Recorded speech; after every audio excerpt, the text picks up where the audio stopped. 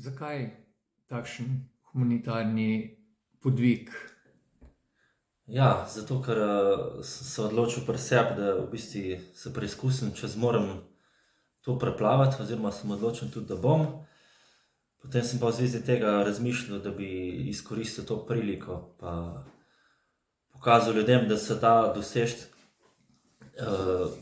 kaj, če se odločiš, pa obenem izkoristil kot priliko zraven za pomoč otrokom, ko so zboleli za takšno in drugačno vrsto raka, no. Ker se mi zdi, da lahko na nek način probamo z majhno gesto kot ljudje, ko stopimo skupaj, da pripomoremo k boljšemu zdravljenju oziroma pomoč staršem, da se pripomore k nečemu dobremu, no, za neko skupnost. Za kakšen podvig gre? Lahko nekaj številk? Lahko, Omenimo. seveda, ja. V Hrastniku bo, na bazenu v Hrastniku bom preplavil 21 kilometrov v enem kosu. To pomeni 840 dolžin je to. Zdaj nekje sem izračunal, da bo približno 11.000 za veslajo. Porabil bom približno 5.000 kalorij, no, zdaj če smo že podrobno. Pa mislim, da bi preplavil v času 6 ur 15, no. V nekem zmernem tempu, no. Hrastniški bazen je dolg 33 metrov, koliko dolžin je to? 25 metrov. 25? 15 metrov, ja. 840 dolžin, ne, krat 25 pride 21 kilometrov, ja. 15, ja. S kom ste se povezali za ta podvig? Povezal sem se z društvom oziroma Junaki tretjega nadstropja, je ime društva. To so otroci na tem hematološkem oddelku, na pediatričnem oddelku. Z njimi sem prišel v stik, ponudil neko svojo roko, neko svojo pobudo za zbiranje donacij. Oni so mi v bistvu podali nek predlog za nakup nekih pic, se reče pic katetrov, to so neke zaščite za določene dele telesa, kjer se pripomore recimo pri boljšemu tuširanju otrok, umivanju, da pač imajo kje kakšno rano, da se ta del zaščiti, no.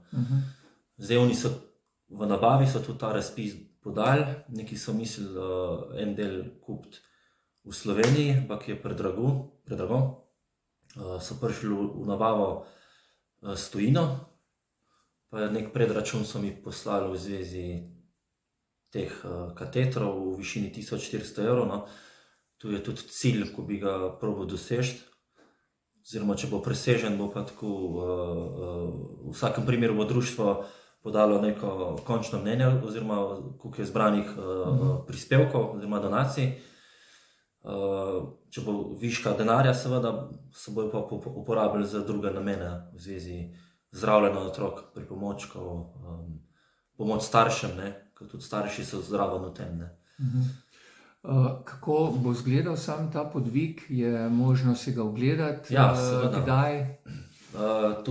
Ta podvig bo 2. marca.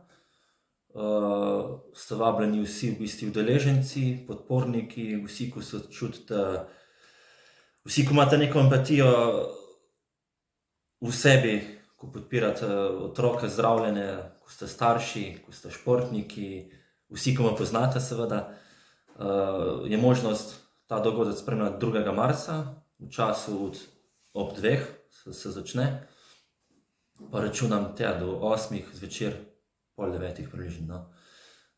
Se lahko udeležite kot navijač, podpornik,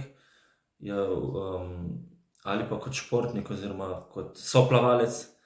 Jaz bom plaval sicer v svoji progi, no, se pa lahko kak kilometer ali pa pač kakorkoli poljubnih dolžin zraven pripomore, pa mi bo veliko pomenilo, no, na koncu, da se bomo vsi zbrali pa še kakšno rekli na to temo. Kako ste pripravljeni na podvig? Ja, pripravljen sem kot fizično in tudi psihično, no. Ni samo recimo, da si močen pa da imaš kondicijo veliko, moraš imeti tudi v glavi popredalčkane določene stvari, da se na tak podvig spraviš. Tukaj govorim o tem, da bom 21 km preplaval, v bistvu si 6 ur samo v bazenu, sam s sabo, nimaš nekih možnosti z nekom govoriti, gledaš tista ploščica gor dol, eno in isto, bazen. Med plavanjem razmišljaš potem veliko stvari, tudi štetje, seveda. Pri štetju mi bojo pomagali prijatelji, športno uro bom tudi imel, ko mi pač šteje dolžina, da se ne zmotiš. Tako da recimo, da sem pripravljen, tako kot fizično in psihično. Kaj naj rečem? Srečno. Hvala lepa, pa vabljeni vsi na dogodek. Hvala.